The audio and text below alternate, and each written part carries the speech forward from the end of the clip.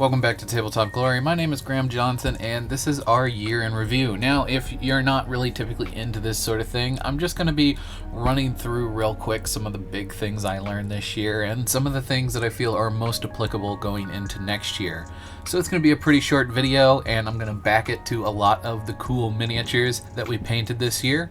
So if you're interested in at least checking that out, stick around for that. If not, I totally understand. Feel free to go find those original videos on the channel and watch them if you're looking for more traditional miniature painting content and could care less about this sort of stuff. But in any case, let's start in with the biggest thing I picked up on this year from my own content creation.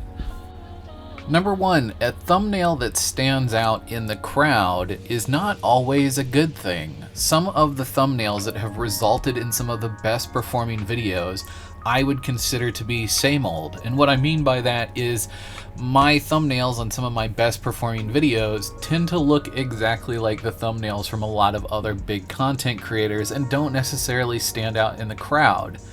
Now, will that need to change as the channel begins to grow? Probably, but it seems like early on, having a thumbnail that looks just like everyone else is actually helping me as opposed to hindering me like I would have thought when I started this channel. Number two is probably the biggest for me personally, and that is the fact that I feel like this year I didn't really challenge myself enough. The non-metallic video probably didn't do as well as it could have, however, I did learn the most from making that video. And it occurs to me while looking back on this year that a lot of my miniatures from this year are commissions. And oftentimes when working on commissions, I find myself falling back in line with what works for me. The last thing you want to do is experiment on a commission and then not have it pan out the way that you thought it would, and then have to do the model over again.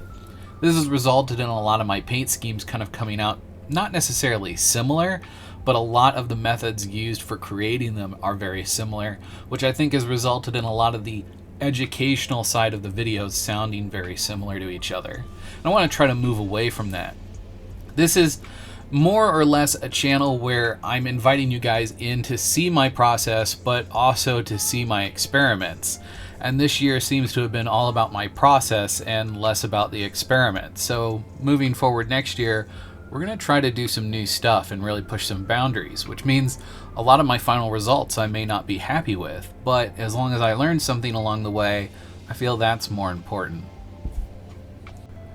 Number three, when I first started my channel, I would have assumed that the more Warhammer related content, the better my channel would do.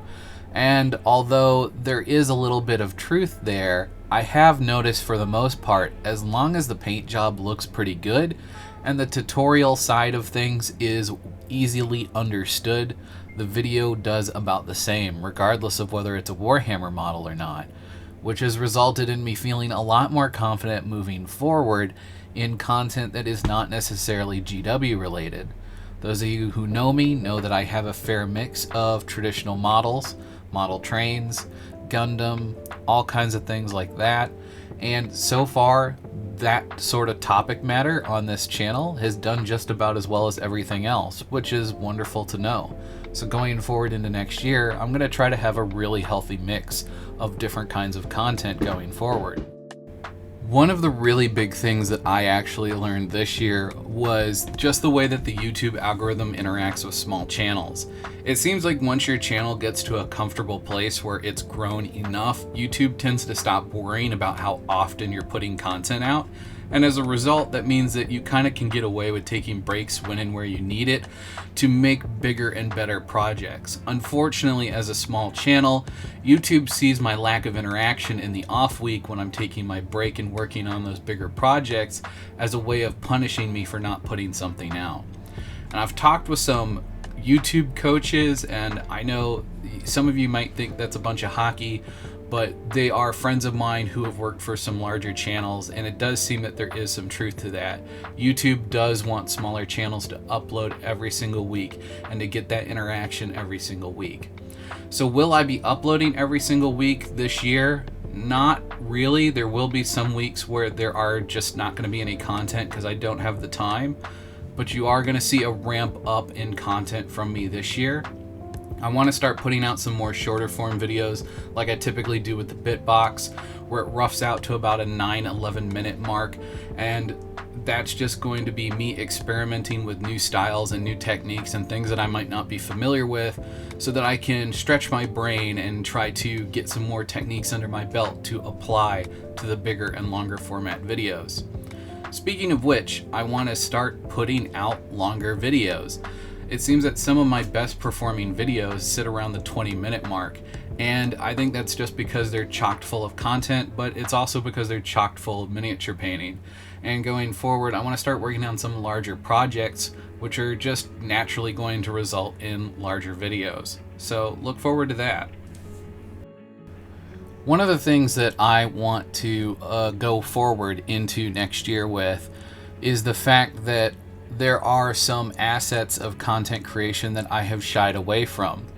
If you look at a lot of other content creators on YouTube and other platforms, a lot of times their videos may focus around a certain topic or an ideal that we should be thinking about when miniature painting, or perhaps the bulk of their video is just focusing on something like the miniature's face or the way that the cloak interacts with the miniature and doing kind of reflections in armor and things like that, whereas my videos in the past have just been about painting the whole miniature.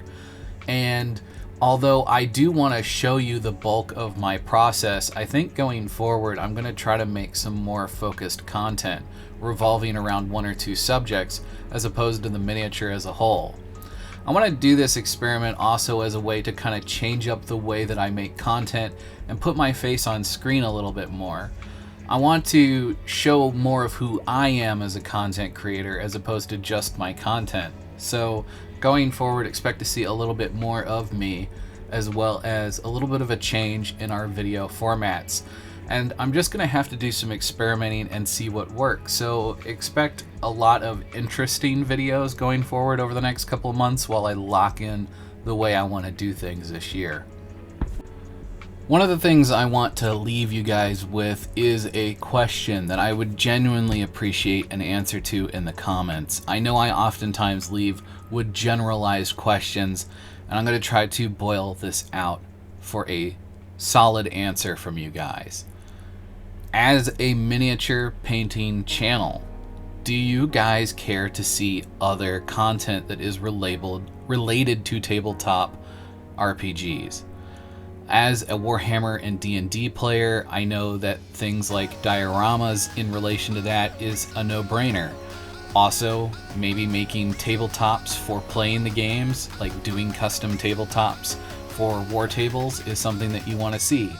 I'm fairly confident in that. I know that those are topics that will do well, but I know that you guys also enjoy watching me paint D&D figures.